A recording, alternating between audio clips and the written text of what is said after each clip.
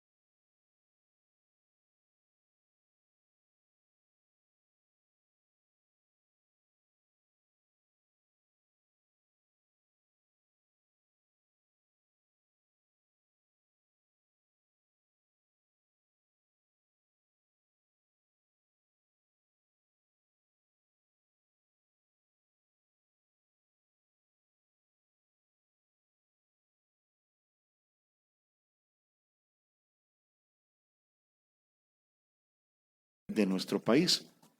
Pero anoche, y vamos a comenzar por ahí, Diana Verónica, hubo reformas a la ley de la carrera judicial y a la ley orgánica de la Fiscalía General de la República, Diana Verónica.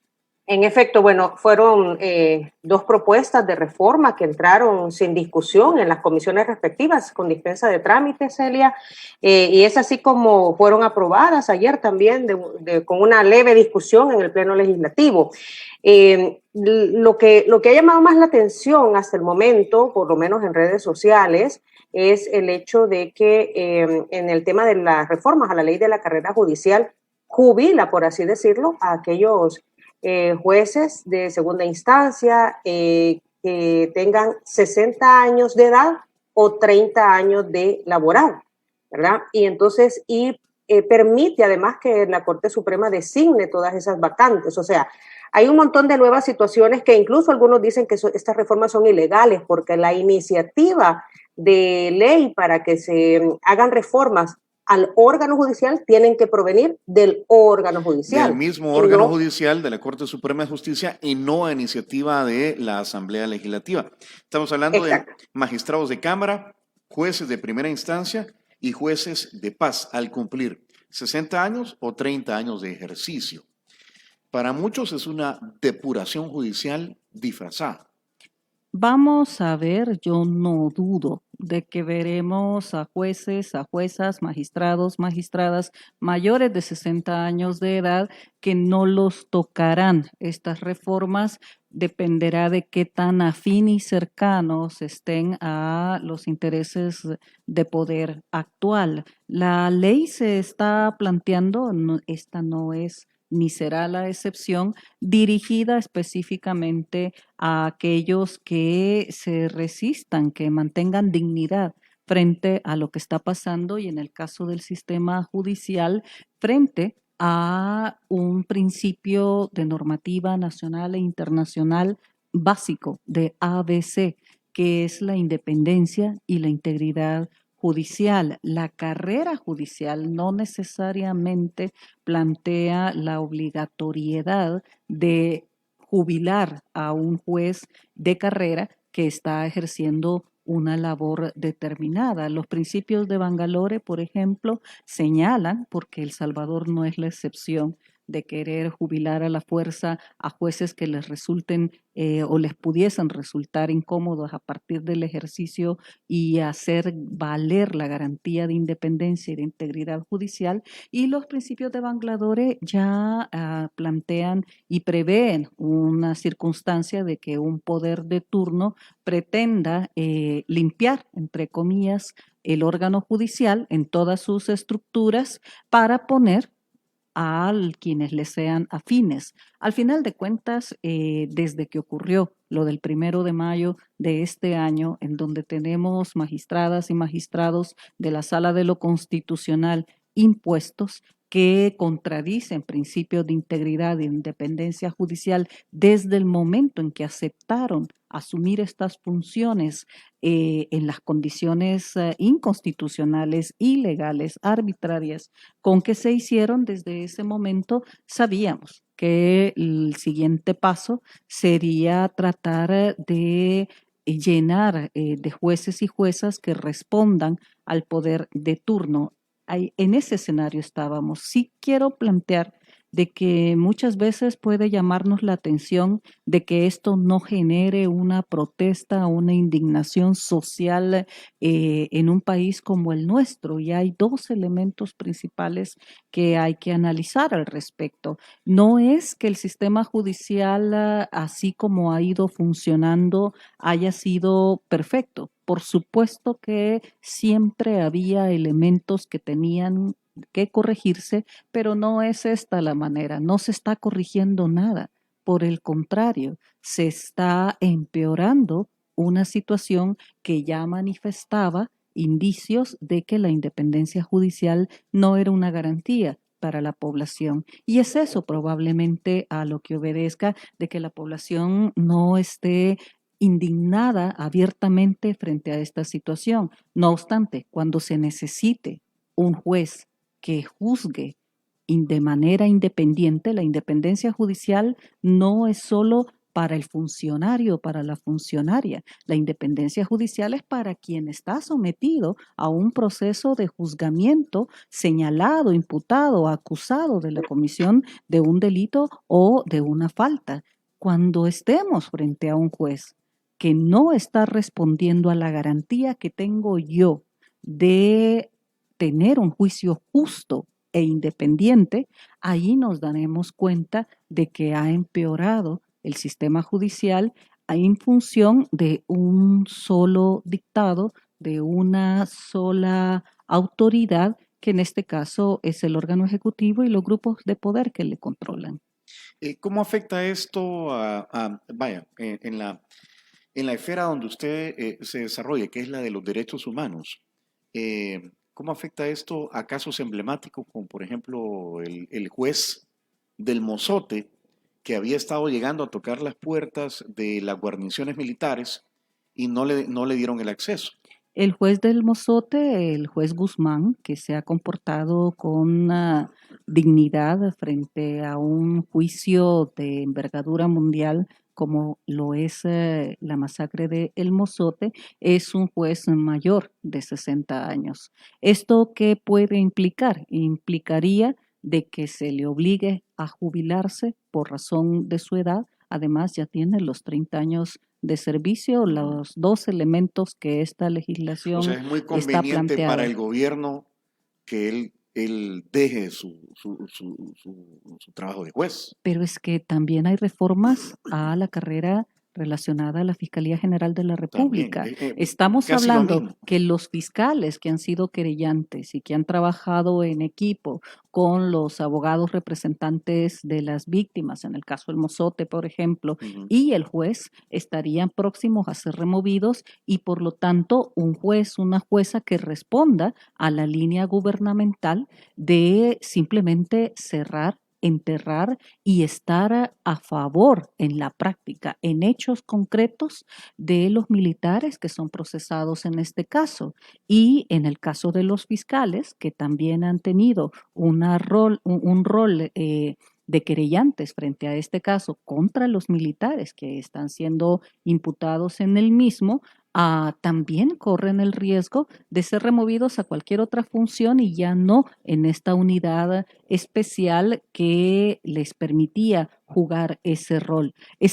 Vuelvo a insistir, estamos frente a un escenario donde la independencia judicial, que es una garantía de derechos humanos básica, se ha roto en el país y no tendremos garantía de que un juez o una jueza actúe de manera independiente frente al Poder Ejecutivo, frente al Poder Legislativo. Se rompe desde hace mucho y con mayor fuerza, de manera más contundente, el 1 de mayo de este año, con un principio básico republicano que es la independencia de poderes. Celia, la justificación de todas estas reformas es depurar el sistema judicial. Y decían ayer diputados de la bancada de Nuevas Ideas que lo que buscaban era que en realidad la justicia estuviera a favor de todos, no de ciertos grupos. Y por años se ha hablado de que es necesaria una depuración del sistema judicial, pero también se ha hablado mucho que la famosa sección de investigación judicial, que es la que revisa el accionar de los jueces, ¿verdad? No tiene los dientes necesarios o no ponen a las personas que en realidad hagan el trabajo necesario para hacer una verdadera depuración judicial. Ante esta situación, justifican estas reformas. El problema es de que qué autoridad moral, qué legitimidad puede tener una bancada que tiene el poder de destituir, violando la Constitución de la República, a el liderazgo, a la cabeza de la Corte Suprema de Justicia e imponer a magistrados afines a su forma de gobernar y a sus intereses. No estamos hablando de discurso contrario a la práctica, contrario a lo que realmente se está haciendo. Pueden decir de que lo que están queriendo garantizar es que jueces y juezas, magistrados no respondan a intereses que han prevalecido anteriormente. Lo que no están diciendo es de que van a imponer a los que respondan a sus intereses. Si hay una situación de ilegalidad, de arbitrariedad cometida por actores estatales, por actores que responden al órgano ejecutivo, a casa presidencial, ¿qué garantía vamos a tener de que jueces que han sido impuestos por este sistema de decisiones respondan realmente a un principio básico en derechos humanos, como Tony estaba preguntando, a el ser juzgado, al debido proceso judicial que garantiza o debe de garantizar de que un juez independiente al ejecutivo, al legislativo, a narcotraficantes, a poderes fácticos, sea quien me garantice a mí que contaré con un juicio justo. Es eso lo que se ha roto independientemente el discurso que se plantee. Es cierto, había una serie de observaciones, yo participé en iniciativas que recomendaban y han insistido en que, por ejemplo, la unidad de probidad de la Corte Suprema de Justicia no debería de estar en la Corte Suprema de Justicia, ni tampoco la unidad de investigación judicial, porque es contradictorio que jueces investiguen a jueces, por ejemplo, o que teniendo un poder administrativo, la Sala de lo Constitucional, no solo competente a su jurisdicción, sino que pueda tomar decisiones con respecto a procesos sancionatorios contra jueces y juezas, la unidad de investigación judicial debería de estar fuera de la Corte Suprema de Justicia. Esos son aspectos de mejora, pero lo que ha sucedido ahora, al igual que como lo que ha estado sucediendo desde que tomó posesión la actual Asamblea Legislativa, mayoritaria a los intereses del órgano ejecutivo, es precisamente retroceder con respecto a las garantías, insisto, de independencia y de integridad judicial. A ver, Celia, yo de lo que pude cachar, Diana Verónica, de lo que pude brevemente cachar ayer de los, entre comillas, debate en la Asamblea, la narrativa de los diputados de la bancada CIAN era casi que decir que juez mayor de 60 años era corrupto, algo así. Pero tampoco podemos decir que el sistema judicial de nuestro país era un dechado de virtudes, es decir, iba mal. El Departamento de Estado todos los años en su reporte que hace, dice que el sistema judicial de nuestro país es corrupto. ¿Verdad? Que hay, bueno, un ex fiscal decía que era el centro comercial Isidro Menéndez, lo llamaban así.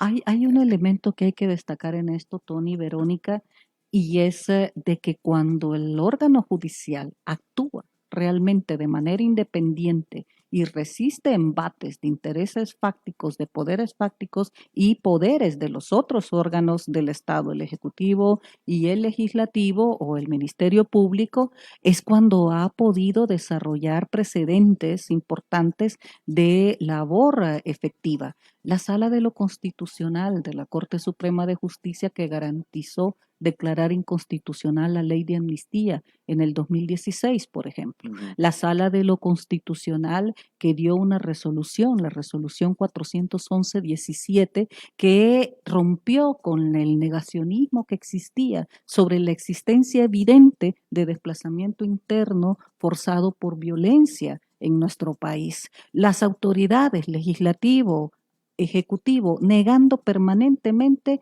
y cientos de familias en las calles buscando protección a partir de sufrir violencia generalizada. Y el negacionismo estaba al orden del día, ni siquiera llamarlo por su nombre, el fenómeno en sí. Fue la Sala de lo Constitucional la que acudió, la que respondió a un recurso de amparo presentado por diferentes familias que eran objeto de este flagelo, y surge la sentencia 411-17 y le dijo a la Asamblea Legislativa: legisle en función de este tema. Le dijo al órgano ejecutivo: recupere territorios, no recupere territorios desde la perspectiva militar de incursionar militares e irse posteriormente, recupere territorios entendiendo como la garantía y poner al servicio de las diferentes instancias del Estado, salud, educación, proyectos de emprendimiento y apoyo a diferentes iniciativas locales para recuperar la presencia de los territorios del Estado y así garantizar de que la causa de la violencia y del desplazamiento interno pudiese corregirse a partir de esa presencia estatal en esos territorios abandonados. Solo esos dos ejemplos se pueden generar a partir de que se hace ejercicio de independencia de poderes.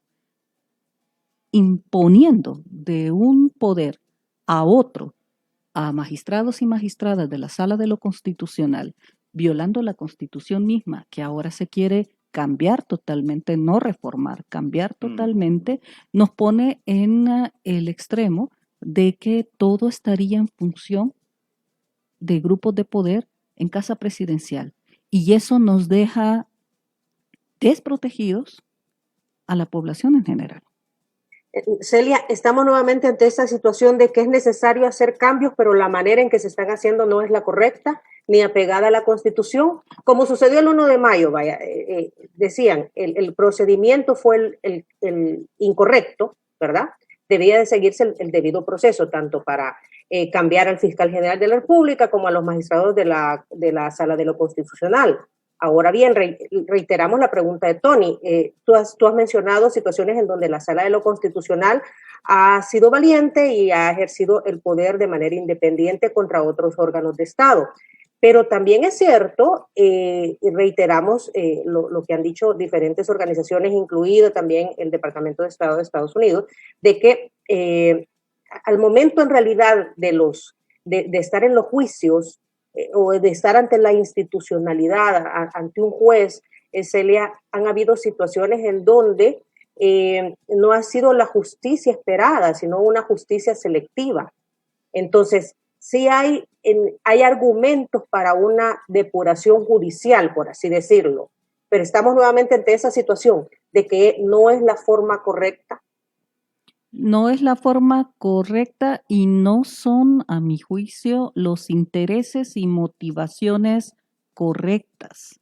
Es decir, estamos planteándonos una situación en donde las fallas que ha tenido el sistema han sido esgrimidas para justificar cambios, para que las personas voten por un cambio, pero una vez llegado a través de ese sistema que se ha cuestionado, pero respetando esas reglas del juego, llegas al poder, te apropias totalmente del poder, violentando esas mismas reglas que permitieron que de manera democrática llegases a ese poder, y rompes y cambias todas las reglas básicas que permitirían que siguiese avanzándose hacia un Estado democrático y de respeto al régimen de derecho. ¿Qué es lo que sucede? Buenos argumentos, promesas de cambio, pero en la práctica empeoramos. En la práctica empeoramos porque las motivaciones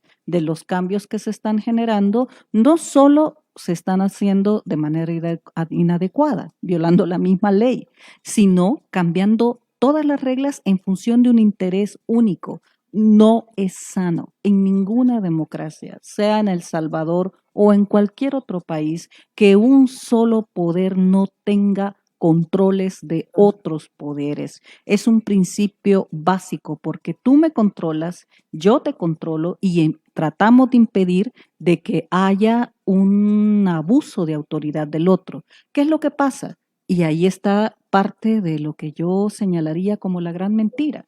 Hay un rechazo al acuerdo partidario de intereses de partidos políticos que han hecho o hicieron un botín en la distribución y la elección de funcionarios de segundo grado en la Asamblea Legislativa y de repente se ponían de acuerdo, este partido político pondrá a su fiscal, este partido político a cambio entonces pone 2, 3 magistrados, pone a su procurador de derechos humanos, etcétera. A esa negociación entre partidos es a la que muchos de nosotros por años hemos señalado y criticado. Pero ahora ni siquiera eso se está dando. No hay ninguna negociación de ningún poder que no sea un solo poder que está imponiendo todo ajustado a su medida. ¿Eso es bueno? No, no lo es, porque en primer lugar están evitando que cualquier otro poder pueda controlarles y pueda poner paro frente a una situación de arbitrariedad y en segundo están acumulando, concentrando poder para sí mismos. Creo que eso no es sano en ninguna parte y por supuesto no es sano acá en El Salvador.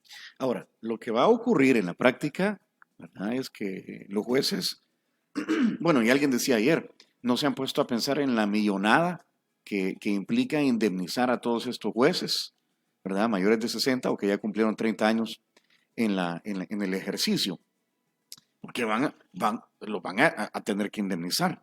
Y ahí el Estado deberá erogar mucho dinero. Pero en la práctica lo que va a ocurrir es que van a entrar nuevos jueces jóvenes, ¿verdad? Nombrados por el nuevo, es decir, la Asamblea está a punto de nombrar también al nuevo Consejo de la Judicatura, ¿verdad? Entonces ahí es donde ya ellos el gobierno va a poder mover sus piezas. Eso va a ocurrir. De hecho, ya ha habido señalamientos de no respetar procesos legales, incluso constitucionales establecidos con respecto a la elección de funcionarios sobre la base de meritocracia, sobre la base de probidad, sobre la base de idoneidad y ser favorecidos a partir de fuerzas que pueden y tienen el poder de influir, incidir para que su candidato, su candidata sea. A mí me llamaba la atención en una conversación que tuvimos con ex candidatos y candidatas para la Sala de lo Constitucional de la Corte Suprema de Justicia, para los magistrados y magistrados que de toda la Corte Suprema de Justicia que tenían que asumir en un proceso normal y respetando los parámetros y los estándares legalmente planteados. Y en esas candidaturas, una abogada joven planteaba, a mí me preguntaban a cada momento, ¿quién me apoya?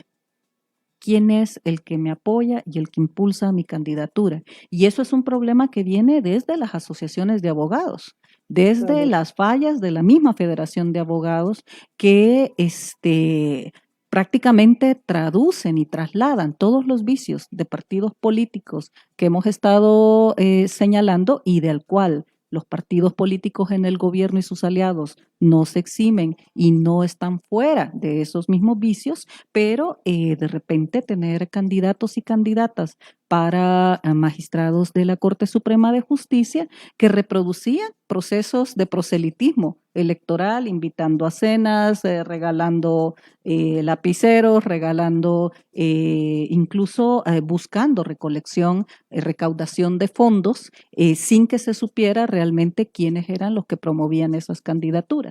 Un problema de vicio de raíz. Ahora, cambiamos eso, que habría que cambiarlo, pero se ha cambiado para que ahora sea desde Casa Presidencial con un dedo que señale quiénes serán los que van a asumir esto en función de tener el poder para hacerlo a partir de una mayoría legislativa y cambiando incluso la Constitución de la República. ¿Es la manera de hacerlo? No. ¿Eso va a beneficiarnos? No. ¿Eso es garantía de independencia e integridad judicial? No, no lo es. ¿Esto es mejor de lo que hacían los partidos políticos anteriormente? No, no lo es.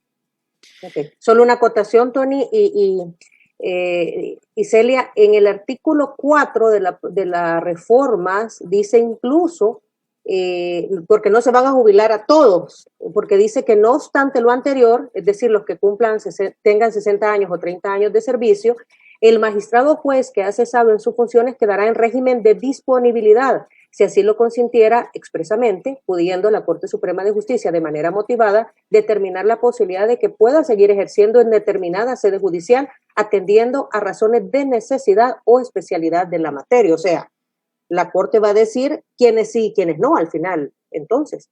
Y una Corte impuesta de manera inconstitucional por la Asamblea Legislativa. Hay un dedo. Sí. Hay un dedo que es el que va a decidir. El requisito no va a ser probidad, el requisito no va a ser idoneidad, el requisito no va a ser meritocracia, el requisito va a ser responde o no a mis intereses. Y sobre eso será tomada la decisión. Okay. Pasa también con la Fiscalía General de la República, algo similar, ¿verdad? O sea, mover fiscales, el tema de la edad. También se está hablando de salir de organismos internacionales, dijo el diputado Numan Salgado, en los cuales el país paga una membresía, dijo. Son como clubes internacionales que tienen que ver con temas políticos o legislativos. Es decir, ¿de qué organismos internacionales estarán hablando? Porque no lo precisaron. Ni lo van a precisar hasta que llegue una pieza a la Asamblea Legislativa y al igual que como las reformas a la carrera judicial, al cambio de la legislación judicial, va a tomarse la decisión. Esa es la práctica, el estilo de esta Asamblea Legislativa. Creo que es muy importante subrayar de que el hecho de que existan los números y se tenga el poder para tomar decisiones de manera mayoritaria no quiere decir de que tenga que hacerse. Un principio básico en el ejercicio del poder y sobre todo del poder público es tener la capacidad de abrir siempre el diálogo, de atender disensos y tomar decisiones lo más consensuadas posibles. El hecho de tener el poder para hacerlo no quiere decir que se use para hacerlo en sí. Y con respecto a los organismos internacionales, difícilmente puedo anticiparme y creo que haría mal en tratar de adivinar de qué órgano se refiere, pero sí es instancias que tuvieron un corte dictatorial. Fujimori en Perú, por ejemplo, no dudó en lo que se llama denunciar, que es el equivalente a decir renunciar a la Convención Americana de Derechos Humanos y ya no reconocer la jurisdiccionalidad de la Corte Suprema de la Corte Interamericana de Derechos Humanos, que ya le había hecho una serie de señalamientos y de violación y había señalado una serie de violaciones por parte del régimen de Fujimori y también desconoció la competencia de la Comisión Interamericana de Derechos Humanos que están contempladas al suscribir la Convención Interamericana de Derechos Humanos. Este gobierno puede hacerlo, tiene el poder para hacerlo, pero que se vea en los espejos precisamente de regímenes que lo han hecho, como Fujimori, en el sentido de que tarde o temprano las aguas regresan a su cauce y tienen que pagarse las consecuencias de haber abusado arbitrariamente del poder y pretender, creer, estar convencidos que nunca se va a pagar las consecuencias de los actos que se están haciendo ahora. Hablando ya sobre el tema por el que originalmente la convocamos, desde la perspectiva de los derechos humanos, ¿cuáles son sus opiniones con respecto a esta investigación periodística que realizó el Faro sobre el tema de una posible tregua entre el gobierno y las tres principales pandillas? ¿Qué elementos aporta esta investigación periodística y qué opinas sobre cómo ha respondido el gobierno ante esta investigación? Me gustaría tratar, Tony, Verónica, de vincular los dos temas que hemos Lo que ha manejado pasado en en las esta últimas horas. conversación, correcto. Si yo vivo en un sistema con sus fallas, pero que existe independencia de poderes, control de poderes, una Fiscalía General de la República tiene el deber de investigar denuncias e incluso material periodístico divulgado por oficio cuando se me dice de que un órgano del Estado tiene entendimientos y posiblemente acuerdos con instancias calificadas por nuestra legislación como terroristas, instancias que viven de la comisión del delito. Eso es lo que sucedió con el fiscal anterior, que también fue removido desde el 1 de mayo por la Asamblea Legislativa. Fue destituido en sus funciones y la investigación periodística del Faro incluso plantea de que precisamente la destitución del fiscal anterior buscaba evadir de que esto fuese dado a conocer por parte del Ministerio Público. Y el Faro también reporta en su nota de que a funcionarios de gobierno han ejercido su poder en funciones para ocultar, esconder, destruir evidencias sobre esto. Aún así, dado de que ya la investigación de la Fiscalía General de la República estaba bastante avanzada y también asumo de que varias visitas del ex fiscal general de la República a los Estados Unidos era para advertir del avance de estas investigaciones y supongo que la búsqueda de apoyo sabiendo de que en un estado como en el que nos encontramos actualmente, dominado por una sola fuerza, necesitaba algún tipo de respaldo cuando esto estallara para poder actuar. Quiero relacionar esto con señalamientos de la congresista Norma Torres, por ejemplo, que generó una confrontación irrespetuosa, xenofóbica, machista contra ella desde twitters oficiales del gobierno, en donde ella no ha dudado en comparar y en meter en una sola canasta un gobierno, un narcogobierno, como el mismo presidente de la República actual señaló a Juan Orlando Hernández, el presidente de Honduras, y a los gobiernos de Guatemala. Si ha sucedido en Guatemala, si ha sucedido en Honduras, que estamos viendo evidencias de narcodiputados, de narco alcaldías, de narco gobiernos municipales y de un narcopresidente, ¿qué nos hace pensar que esto no nos está sucediendo a nosotros? Y a mí lo que me preocupa, y lo he señalado cuando he hablado de este tema, es de que no se trataría, desde mi punto de vista, de cuestionar en sí un diálogo con grupos pandilleriles, en el sentido de que ellos ejercen control real, control territorial, representan un poder fáctico que incluso va más allá de sus miembros activos, sino que esto lleva a acuerpamientos comunitarios de los que pueden Hay un gozar. estrato social. Son otro poder, son un poder real, hay que hablar con ellos. Es decir, el problema es, perdona Ajá. Tony, solo déjame terminar la idea, Sí, sí. no estoy cuestionando de que pueda haber diálogos en función del interés de todos de que la violencia realmente concluya en nuestro país. Si para eso hay que hablar, pues hablemos. El problema es de que de prácticas anteriores, de gobiernos anteriores, esto es heredado y se continúa con esa práctica, pero sobre la base de intereses partidarios, de intereses de grupos que buscan tener poder formal, es decir, ganar elecciones, canjear baja de homicidios por réditos electorales a corto plazo bajo un discurso también falso de super mano dura, de plan El Salvador Seguro, de plan control territorial que no son sostenibles y por años han demostrado de que el ataque represivo, el generar una guerra contra las pandillas no ha funcionado, ni siquiera la ejecución extrajudicial que por mucho tiempo mantuvieron elementos policiales, elementos estatales, y hay casos comprobados de ello, funcionó para detener un poder real. El punto es que estas negociaciones,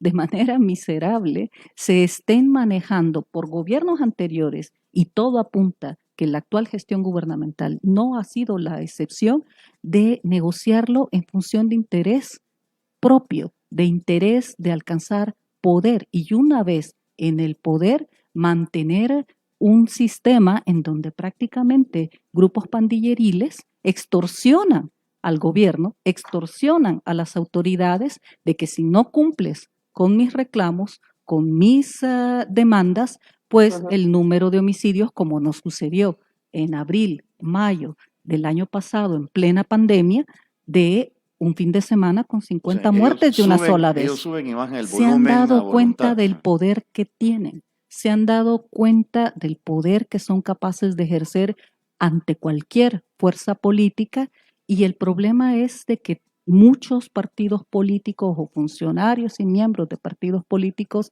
han cometido el error y este gobierno puede continuar cometiendo ese error de considerar de que pueden ocupar ese poder para golpear al adversario político y que pueden instrumentalizarlos. No se dan cuenta que las pandillas tienen vida propia y desarrollan su propia capacidad y entendimiento de ejercer ese poder.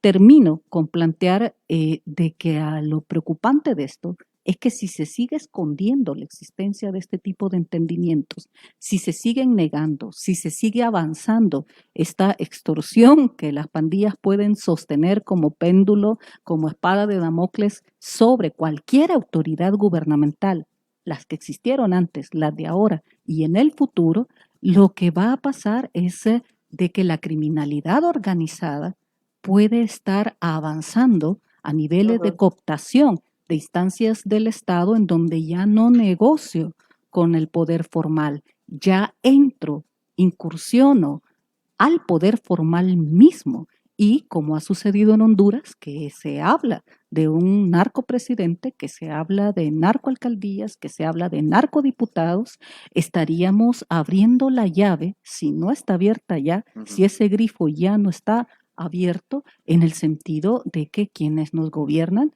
sea la criminalidad organizada o actores con influencia fáctica real sobre quien ejerza gobierno.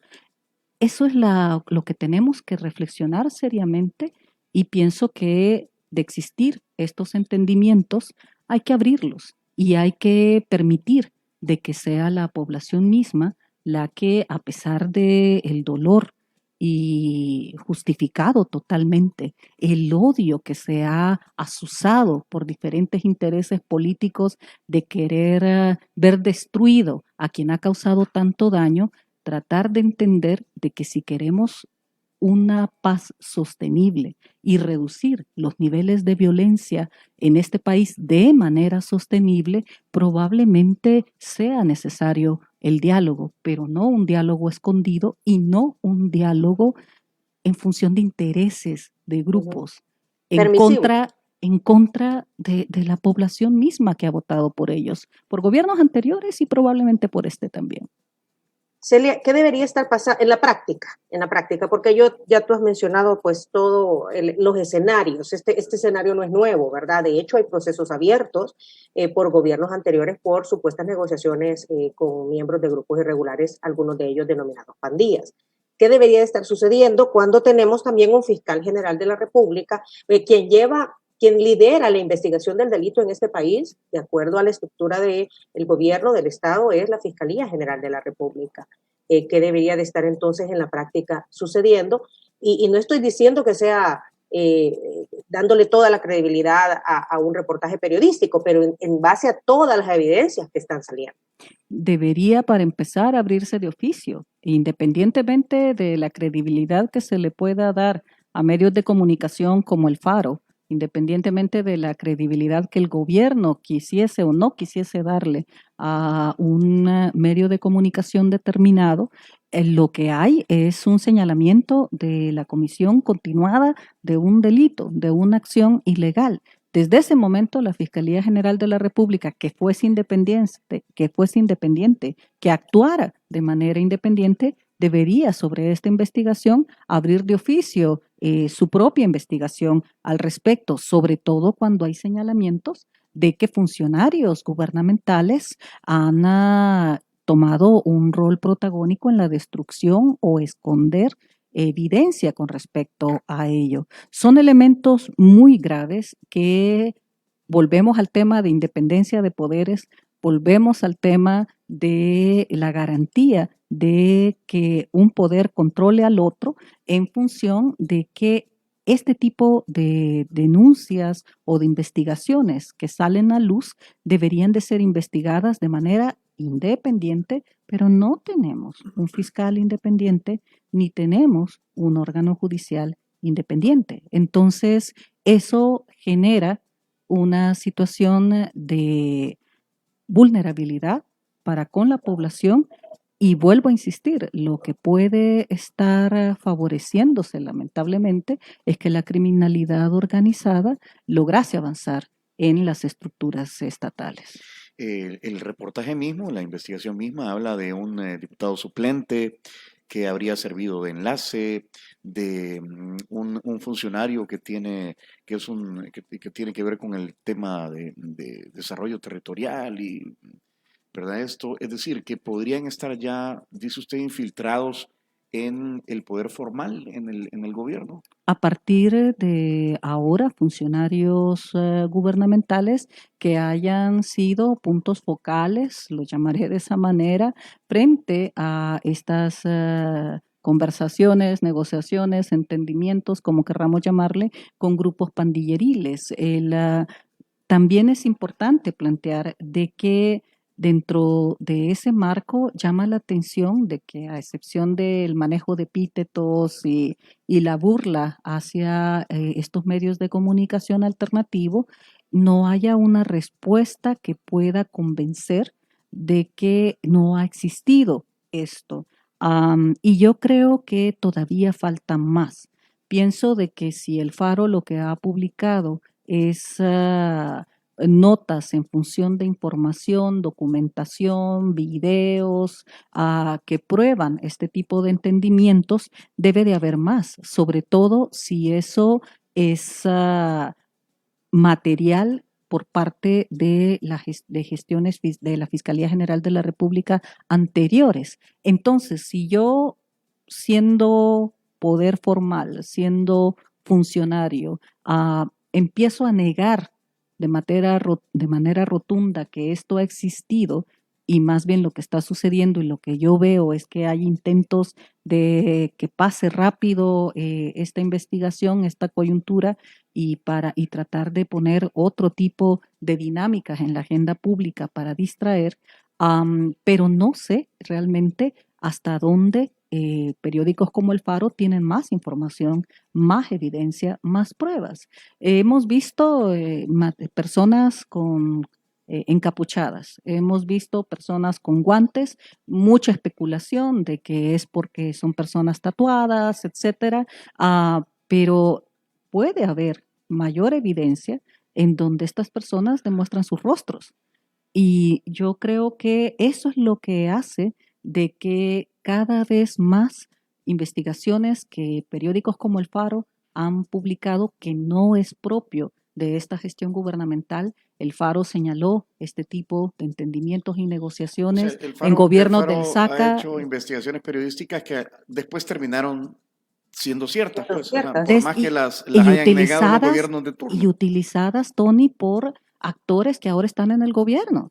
Fueron investigaciones del Faro en corrupción, investigaciones generadas por Faro, por Factum, por Gato Encerrado, en materia de corrupción, en materia de entendimiento con grupos pandilleriles de funcionarios de gobiernos anteriores, los que fueron utilizados para hacer campaña o como parte de campaña de los que ahora están en el gobierno.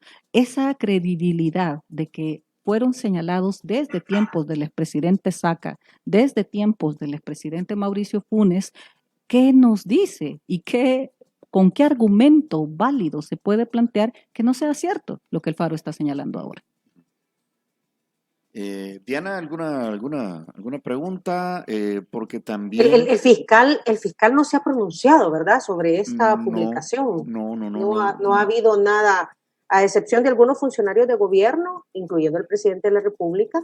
El fiscal general de la República no se ha pronunciado, ni ha dicho voy a investigar o no ha habido nada al respecto. Mucho menos sobre, bueno, han pasado muy pocas horas, pero la Asamblea le modificó anoche su ley orgánica al fiscal.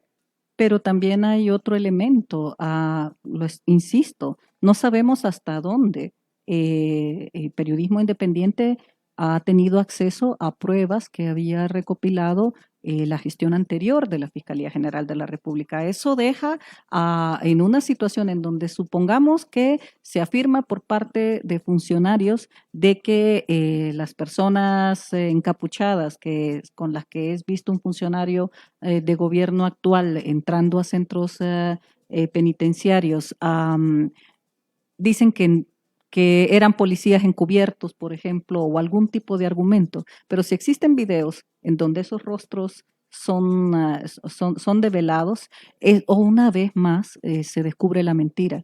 Lo que sí pasa en este contexto son dos cosas que yo creo que no debemos de perder de vista.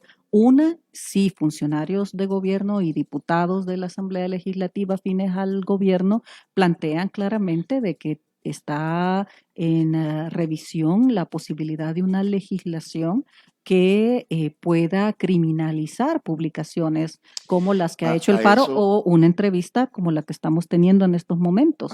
Una ley que nos pueda amordazar frente al derecho que tenemos de preguntarnos si esto es cierto o no, en primer lugar. Sostener estas conversaciones que tenemos, por ejemplo, Jorge Castro, fue el mismo Jorge Castro, diputado de Nuevas Ideas, quien planteó, entre comillas, un proyecto que incluya responsabilidades jurídicas a medios de comunicación, a quienes hagan, dice, periodismo irresponsable o engañen. Estas declaraciones se dan mientras el oficialismo, pues estoy leyendo aquí una nota de elsalvador.com, ha mostrado una faceta antiprensa, dice la nota. Yo comentarles, ya he vivido situaciones como esta en pleno conflicto armado.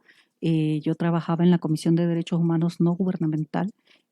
Sacamos una serie de publicaciones en donde señalábamos a altos jefes militares como responsables de violaciones a derechos humanos graves. Esas publicaciones fueron muy golpeadas, fueron muy señaladas por el poder de turno y lo que se dio es de que tres liderazgos de la Comisión de Derechos Humanos de 1988 a 89 fuimos procesados penalmente, supuestamente por el delito de calumnia y de injuria, llevados por alrededor de 30 jefes militares de la época que nos estaban demandando por la comisión del delito de injuria frente a ellos como figuras de alto rango militar.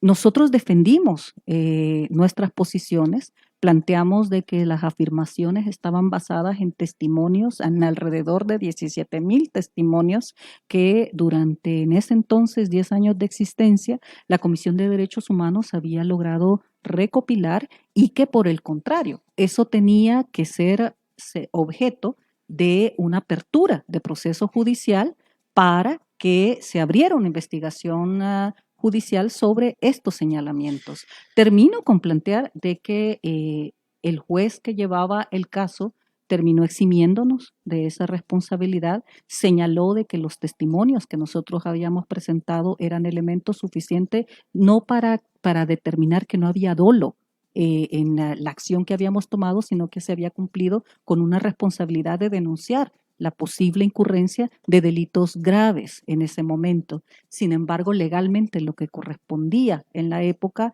era que ese juez, una vez eximidos nosotros de la responsabilidad de la acusación del delito de injuria o difamación, le correspondía a ese juez abrir procesos contra todos esos jefes militares para iniciar una investigación al respecto. El juez no lo hizo y no lo hizo argumentando que existía la ley de amnistía y que por lo tanto, ¿para qué iba a iniciar? No lo dijo en esas palabras, pero ¿para qué iba a iniciar un proceso judicial contra esos jefes militares si de todas maneras tenía que amnistiarlos al final del proceso? A ver, hay información de última hora, Diana Verónica, Celia, la cuenta @teleprensa33 está informando que se reporta la captura de Mario Gómez, especialista en sistemas de información. Hasta el momento, dice aquí el tuit, se desconocen los motivos por los que la PNC ha detenido a Mario Gómez, quien en los últimos meses se ha dedicado a informar sobre las desventajas de que el Bitcoin sea una moneda de curso legal.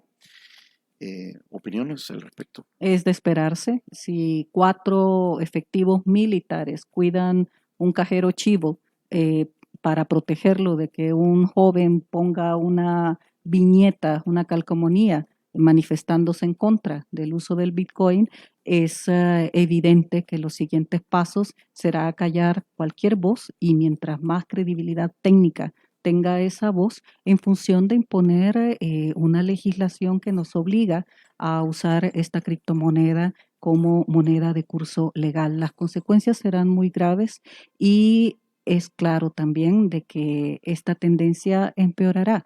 Los siguientes pasos son acallar voces críticas, criminalizar voces críticas, criminalizar al periodismo independiente y debemos de estar preparados para ello. Ok, sobre este último tema, Tony, Carla Castillo, quien es especialista también en investigaciones sobre derechos humanos, lo daba a conocer esta mañana también a través de su cuenta de Twitter, y ella decía que era el mismo Mario Gómez, Sí, Mario Gómez, ¿sí? Sí. Que quien le había avisado a través de su cuenta de que había sido detenido. Exacto, detenido. Le estoy leyendo también revista Factum, que dice que es un tecnólogo crítico de la implementación del Bitcoin, fue arrestado esta mañana por la Policía Nacional Civil, ha sido trasladado a la delegación de Montserrat. Hasta este momento, familiares y amigos no tienen, esto fue hace 45 minutos, no tienen detalles del motivo de la detención. El último mensaje que puso Mario dice: alerta, me lleva la policía a la delegación de Montserrat sin decirme por qué. Por favor, hagan bulla si es necesario, ¿verdad? Esto es también parte de lo que se conoce sobre la detención de Mario Gómez, que es un especialista en temas de criptomonedas, ¿verdad? Que ha estado en entrevistas en los últimos días, de hecho, Tony. Sí, estuvo en entrevista. El día lunes, si no me sí, recuerdo. 8 en punto, ahí con Carlos Ponterosa. Dice, esa información en desarrollo, Celia, usted que está en temas de derechos humanos nos dirá qué podría estar ocurriendo. Dice, un oficial de la policía acaba de llegar a intentar llevarse la computadora personal de Mario Gómez, alegando que él la necesita. Al ver las dudas de su madre de entregarla, se la intentó quitar a la fuerza. Esto lo está reportando revista Gato Encerrado, ¿verdad? Está en la delegación de Montserrat. Y parece, bueno, es que la semana pasada también participó en el conversatorio Bitcoin, Oportunidad o Debacle, organizado por la revista Factum, en el que se analizó la información que la ciudadanía tiene disponible respecto a la inminente entrada en vigencia del Bitcoin. Debemos asumir que este será el pan de cada día.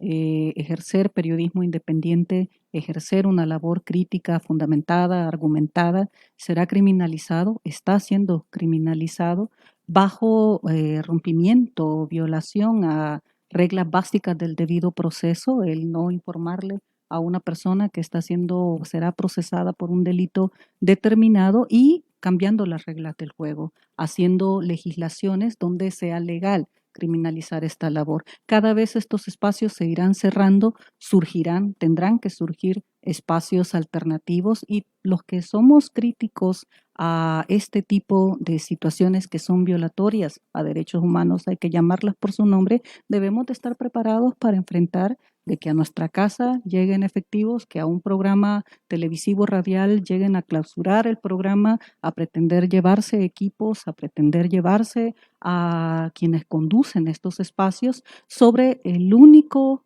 delito de estar haciendo preguntas, de preguntarse si lo que está pasando es correcto y señalar violaciones a derechos humanos donde las hay. Bueno, son las 9:04, se nos acabó el tiempo. Celia, gracias por venir a conversar sobre estos temas, cosas que están ocurriendo, ¿verdad?, en las últimas horas o que están en desarrollo. Diana Verónica, pues continuamos, ¿verdad? Seguimos en esta labor. Vamos a hacer entrega, bueno, le debemos una libra de café de Aviva. Oye, Celia, se la mando. Ok. Se la mando. Vino el desayuno también de San Martín, Diana Verónica, que está, bueno, San Martín en esta eh, formando parte de la celebración del bicentenario de nuestra independencia. Que hoy estamos comenzando, Tony, hoy es 1 de septiembre, ¿verdad? Y hoy han iniciado ya los actos en conmemoración de los 200 años de independencia. San Martín no se ha quedado atrás y es así como tiene una serie de platillos que conmemoran pues aquellos elementos que son identificativos de nuestro país, como por ejemplo el loroco, es así como tienen una variedad de platillos elaborados en base al loroco, igual tienen riguas, tienen enchiladas, tienen atol de elote, una serie de platillos que están invitando a que toda la ciudadanía pues los pueda disfrutar en cualquiera de las sucursales de San Martín. Y estos platillos van a estar, si no mal recuerdo, y si no me corroboras, hasta el mes de octubre. Hasta el mes de octubre, es así. Celia, por razones pandémicas no estamos compartiendo el desayuno, pero aquí hay para que usted se lo pueda llevar. Esto vino gracias a Línea Rosa, un servicio de transporte integral y exclusivo para mujeres, conducido por mujeres altamente capacitadas. Las pueden contactar al 2207-2132 o al 6200-4491. Como esa información, aquí viene, mire, ¿no? Ahí está Celia. ¿Y por qué no se la querían Es que yo dar? no sé, aquí en la producción, hombre. Agradecida, muy entusiasmada sí, con el regalo, gracias. Aviva Café, ¿verdad? Lo que pasa es que normalmente viene en su presentación de exportación, ¿verdad? Su saquito de yute, pero esta es no importa porque te debemos el saquito, Celia, esa es la verdad. Mire y el saquito vendrá con otro café, con sí, otra libra. Vaya. Tony, lo que pasa es que esta es nuestra presentación para los amigos del programa. Ah, sí. Primero fue la cucharita, hoy el saquito de yute, pero damos lo más importante, la libra de café. La libra de café. Yo solo tomo nota que me van a dar un saquito de yute con otra bolsa, otra libra. Muy bien. Tomamos nota, Celia, gracias. Perdón que este momento tan agradable. Voy a volver al tema de la realidad nacional. El EP judicial tiene declaraciones de la mamá de Mario Gómez, quien relata cómo fue la detención de su hijo cuando salían de la colonia San Gabriel. Escuchemos, esto es lo que dice la mamá de Mario Gómez. Escuchemos a la mamá de Mario, sí. San Gabriel, a pocos metros nos detuvieron unos policías así camuflajeados, no sé si son de qué son, ¿verdad? ¿Qué tipo son? Entonces le pidieron los documentos a mi hijo y los dieron, dijeron que tenía problemas del carro, que por un accidente. Entonces qué raro, les digo, porque el carro ayer refrendó él y no tenía ningún problema, ninguna restricción. Y si hubiera sido el carro, pues no hubiéramos traído el carro, ¿verdad? Y el carro allá quedó. Y luego no dieron ninguna explicación, sin ninguna orden, nos dijeron, se lo querían traer, entonces yo le dije que yo no iba a dejar a mi hijo porque según como estamos viviendo, se lo llevan, desaparecen y yo no iba a San Gabriel. Dice la señora de que le argumentaron algo de un problema con el vehículo o de un accidente, dice. Sí. Yo tengo que subrayar la valentía de la mamá de Mario. Se fue detrás. Es nuestra valentía y es la que puede salvarnos de esta situación que ya está y que empeorará, yo no dudo que empeorará, y bajo cualquier argumento estaremos en la calle, estaremos en cualquier circunstancia. Lo que hay es un sistema que ya reprime cada vez de manera más contundente, más fuerte. Mi solidaridad con la mamá de Mario, su comportamiento ha sido valiente y es lo que nos queda. Ser valientes frente a esta situación, al su lado, a estar al lado de ella, no soltarla, y creo que tarde o temprano se buscarán mecanismos alternativos para continuar ejerciendo una labor crítica y desarrollar una labor en función de la verdad. Debemos de prepararnos para eso y debemos de ser fuertes frente a lo que viene. Bueno, gracias Celia nuevamente. Vamos a la pausa, Diana Verónica, ya volvemos. 9:09.